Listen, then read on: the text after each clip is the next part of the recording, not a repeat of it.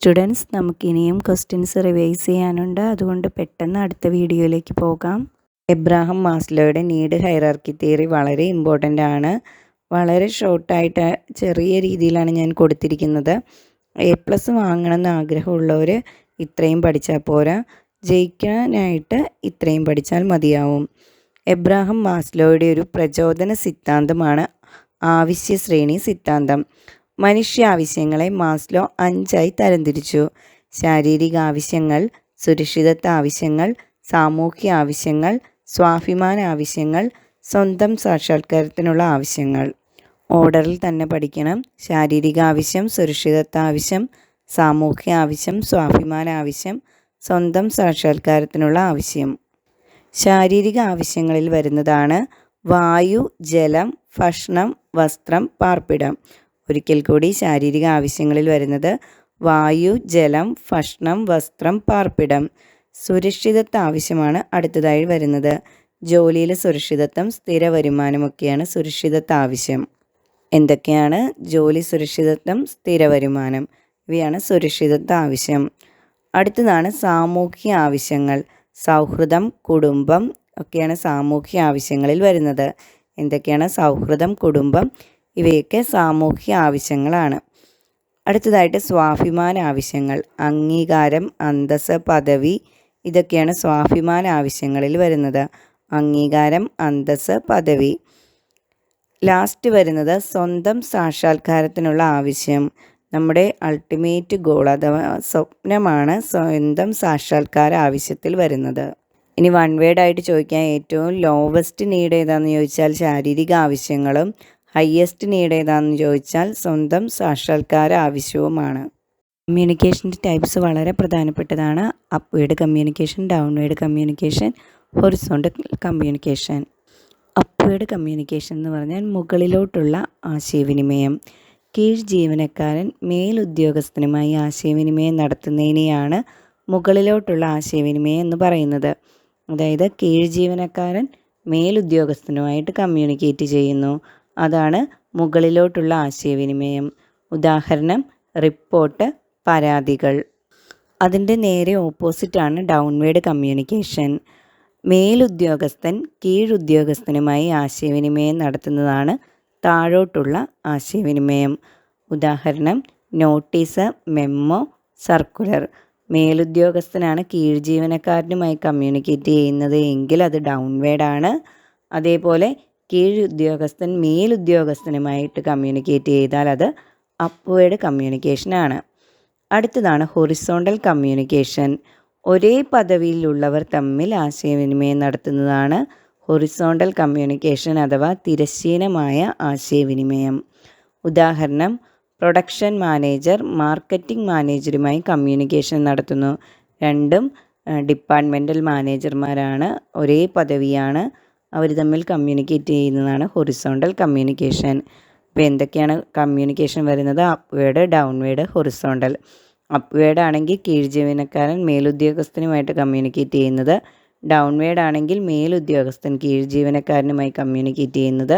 Horizontal ആണെങ്കിൽ ഒരേ പൊസിഷനിലുള്ളവർ തമ്മിൽ കമ്മ്യൂണിക്കേറ്റ് ചെയ്യുന്നതാണ്.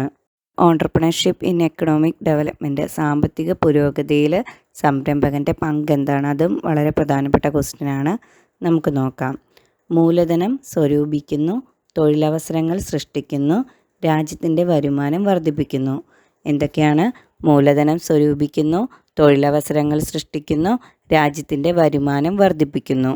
മൂലധനം സ്വരൂപിക്കുന്നു, തൊഴിലവസരങ്ങൾ സൃഷ്ടിക്കുന്നു, രാജ്യത്തിൻ്റെ വരുമാനം വർദ്ധിപ്പിക്കുന്നു.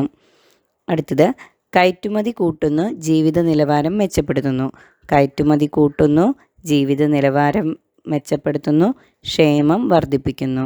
കയറ്റുമതി കൂട്ടുന്നു, ജീവിത നിലവാരം മെച്ചപ്പെടുത്തുന്നു, ക്ഷേമം വർദ്ധിപ്പിക്കുന്നു.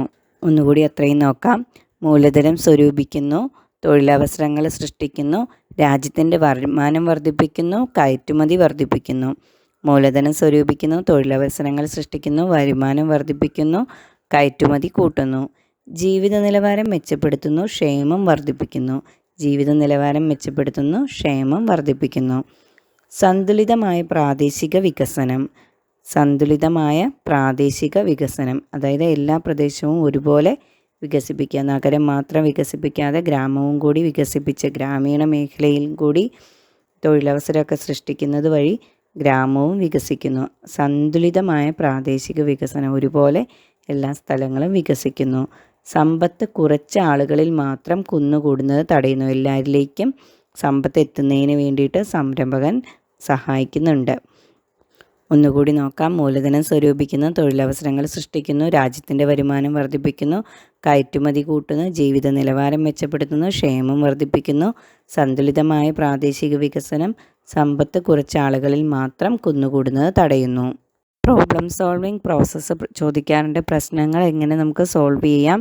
ബിസിനസ് പ്രശ്നങ്ങളെക്കുറിച്ചാണ്. അതുകൊണ്ട് തന്നെ ബിസിനസ് പ്രശ്നം ആദ്യം കണ്ടെത്തണം, അതിനാവശ്യമായ വിവരങ്ങൾ ശേഖരിക്കണം, പ്രശ്നം എന്താണ് എന്ന് കൃത്യമായിട്ട് നിർവചിക്കണം, അതിനുള്ള പരിഹാര മാർഗ്ഗങ്ങൾ കണ്ടെത്തണം, പരിഹാര മാർഗ്ഗങ്ങൾ വിലയിരുത്തണം. ഒന്നിലധികം മാർഗ്ഗങ്ങൾ കണ്ടെത്തുക, അതിനുശേഷം ആ മാർഗ്ഗങ്ങളെല്ലാം വിലയിരുത്തുക, ഏറ്റവും നല്ല മാർഗ്ഗം തിരഞ്ഞെടുക്കുക, അത് നടപ്പിലാക്കുക, വിലയിരുത്തുക. നിങ്ങളൊരു എക്സാമ്പിൾ സഹിതം പഠിക്കുക. ബിസിനസ്സിലെ പ്രശ്നം എന്താണെന്ന് കണ്ടെത്തണം, അതിനെക്കുറിച്ചുള്ള വിവരങ്ങൾ ശേഖരിക്കണം, പ്രശ്നം നിർവചിക്കണം. ഉദാഹരണമായിട്ട് പറഞ്ഞാൽ നമ്മുടെ ഫൈനൽ പ്രോഡക്റ്റിന് ക്വാളിറ്റി കുറയുന്നു എന്ന് കണ്ടു എന്ന് വിചാരിക്കുക. അപ്പോൾ ആദ്യത്തെ പ്രശ്നം എന്താണെന്ന് വെച്ചാൽ ക്വാളിറ്റി കുറവെന്നുള്ളതാണ് പ്രശ്നം. ബിസിനസ് പ്രശ്നം ക്വാളിറ്റി കുറവാണ്. വിവരങ്ങൾ ശേഖരിക്കുക. എന്തുകൊണ്ട് ക്വാളിറ്റി കുറയാനായിട്ട് കാരണമായി എന്നുള്ള വിവരങ്ങൾ ശേഖരിക്കുക. എന്തൊക്കെ മെഷീൻസാണ് ഉപയോഗിക്കുന്നത്, ആരൊക്കെയാണ് ജോലി ചെയ്യുന്നത് എന്നിങ്ങനെയൊക്കെയുള്ള വിവരങ്ങളെല്ലാം, റോ മെറ്റീരിയലിൻ്റെ ക്വാളിറ്റി ചെക്ക് ചെയ്യണം, അങ്ങനെയൊക്കെയുള്ള വിവരങ്ങളെല്ലാം ശേഖരിക്കുക. പ്രശ്നം കൃത്യമായിട്ട് നിർവചിക്കണം. അതിനുശേഷം എങ്ങനെ നമുക്ക് ക്വാളിറ്റി കൂട്ടാം, അതാണ് പരിഹാര മാർഗ്ഗങ്ങൾ. പലതരത്തിൽ ക്വാളിറ്റി കൂട്ടാം. റോ മെറ്റീരിയലിൻ്റെ ക്വാളിറ്റി കൂട്ടി നമുക്ക് ക്വാളിറ്റി വർദ്ധിപ്പിക്കാൻ സാധിക്കും. മെഷീൻസും യന്ത്രങ്ങളിലും ഒക്കെ റിപ്പയർമെൻറ്റൊക്കെ നടത്തിക്കഴിഞ്ഞാൽ അങ്ങനെ ക്വാളിറ്റി കൂടാം. അതുപോലെ തൊഴിലാളികളെ നന്നായിട്ട് പരിശീലിപ്പിച്ച് ക്വാളിറ്റി കൂടുന്ന തരത്തിൽ പ്രവർത്തിപ്പിക്കാനായിട്ട് സാധിക്കും. ഇങ്ങനെയുള്ള പരിഹാര മാർഗ്ഗങ്ങൾ കണ്ടെത്തണം. ഈ പരിഹാര മാർഗ്ഗങ്ങളെല്ലാം വിലയിരുത്തണം. ഏറ്റവും നല്ല പരിഹാര മാർഗ്ഗം ഏതാണോ അത് തിരഞ്ഞെടുക്കണം, അത് നടപ്പിലാക്കി അവസാനം വിലയിരുത്തുക. ഇതാണ് പ്രോബ്ലം സോൾവിങ് പ്രോസസ്സ്. ബിസിനസ് പ്രശ്നം കണ്ടെത്തൽ, പ്രശ്നത്തിനുള്ള വിവരങ്ങൾ ശേഖരിക്കൽ, പ്രശ്നം നിർവചിക്കൽ, പരിഹാര മാർഗ്ഗങ്ങൾ കണ്ടെത്തൽ, പരിഹാര മാർഗ്ഗങ്ങൾ വിലയിരുത്തൽ, ഏറ്റവും നല്ല പരിഹാര മാർഗ്ഗം തിരഞ്ഞെടുക്കൽ, നടപ്പിലാക്കുക, വിലയിരുത്തുക. ഇതാണ് പ്രോബ്ലം സോൾവിങ് പ്രോസസ്സ്. അടുത്തത് features of feasibility study. 4 mark ക്വസ്റ്റ്യനായിട്ട് ചോദിക്കാവുന്നതാണ്. ശാസ്ത്രീയത, ചെലവ് കുറഞ്ഞത്, മൂല്യവർദ്ധിതം. ശാസ്ത്രീയത, ചെലവ് കുറഞ്ഞത്, മൂല്യവർദ്ധിതം. മാറ്റങ്ങൾക്കനുസരിച്ച് മാറാൻ സാധിക്കുന്നത്, ലക്ഷ്യത്തിലൂന്നിയത്, സംഘടിതം. ശാസ്ത്രീയത, ചെലവ് കുറഞ്ഞത്, മൂല്യവർദ്ധിതം. മാറ്റങ്ങൾക്കനുസരിച്ച് മാറാൻ സാധിക്കുന്നത്, ലക്ഷ്യത്തിലൂന്നിയത്, സംഘടിതം.